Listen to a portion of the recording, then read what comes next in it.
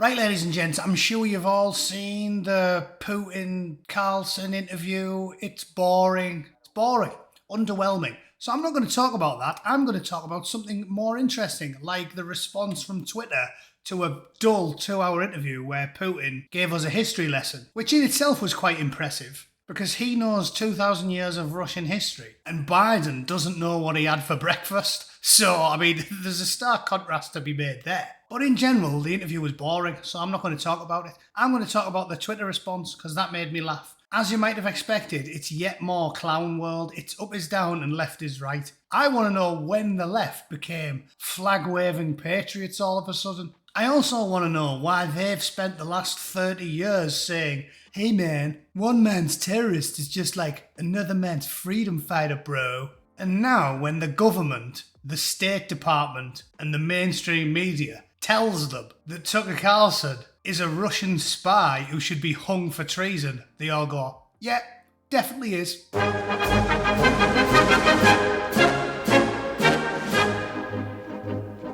Move to Russia is trending on Twitter today. Click on the link and you'll be treated with endless stories like this. MAGA who love Putin can move to Russia. He has a hovel waiting for you to occupy. President Trump should move to Russia if he thinks the United States is so pathetic. Yeah, because that's what the Orange Oracle spent all of his time talking about, didn't he? How much he hated America and how much America was pathetic and sucked. That's exactly what he did. It wasn't the MAGA movement, it was the MABA. Maybe America is bollocks after all. I think there's drunk goldfish out there that have got a better memory than these woke sheeple who basically do as they're told all the time and just run away and attack whoever the State Department points them at. At this point, your average obese, purple-haired howler is doing more work for the United States government than Jack Ryan ever managed, or Jack Bauer, or anybody else called Jack. Because apparently that's the name of every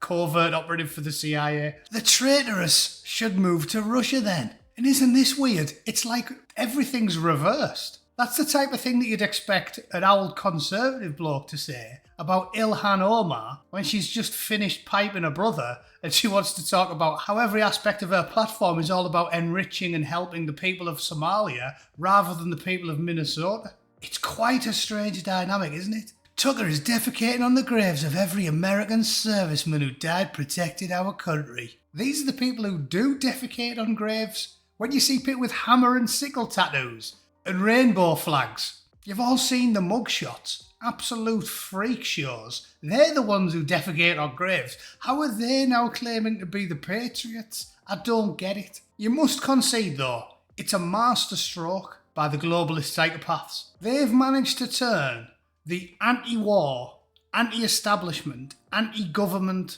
communists, the rabble, into pro-war, pro-government, on the side of the president, the state, the FBI, the CIA, flag wavers for unending war, where working class people get turned to paste so Joe Biden can make more money from his Raytheon shares. It's a staggering achievement.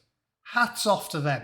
Left-wing newspapers like the New York Times and the Guardian are now the Warmongers Gazette. Like, that's the world we're living in. You have to give credit where it's due. It's amazing. For all the MAGA apologists, I suggest you move to Russia. Move to Russia, they squealed. The same clowns that threatened to move to Canada if Trump was elected. Yeah, it's weird that. It's almost like mind-melting hypocrisy and stupidity is endemic to the woke crowd. The only takeaway I have from the Carlson Putin interview is it was pretty boring, but at the end of the day, there's two sides to every story. I will reiterate the point that I don't think people should be flag-waving for Putin. The polonium poisoning of Alexander Litvinenko it's never been claimed by anyone that it wasn't personally sanctioned by Putin.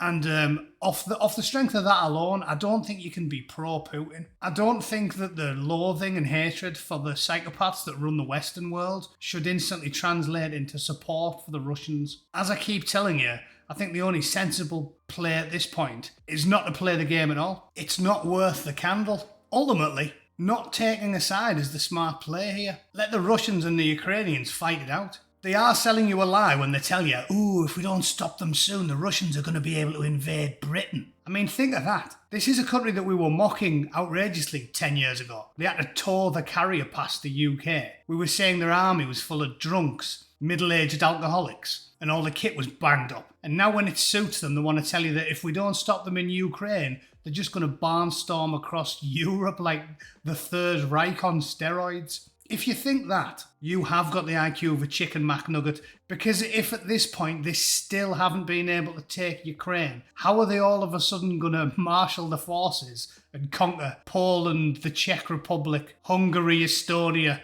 Romania, Belgium and the Netherlands? Like, how is that going to happen? So think for yourself. Is Putin an existential threat to freedom in Scotland? Or is this possibly part of a big game whereby the rich and powerful get richer and more powerful as working class people are turned into porridge? I'm not telling you to take anybody's side, but be cynical and think for yourself. Is that complicated? Is it controversial? Because I don't think so. Anyway, let me know what you think in the comments below. I'll be doing a live stream with Paula, my old mate. She and I have a lot. You wouldn't think that the Angry Bootneck has a lot in common with a middle-aged woman from Latin America, but we both like talking shit about Prince Harry and his honking wife. So tune in for that. I'll be there. That'll be tomorrow at 7 p.m. See you then.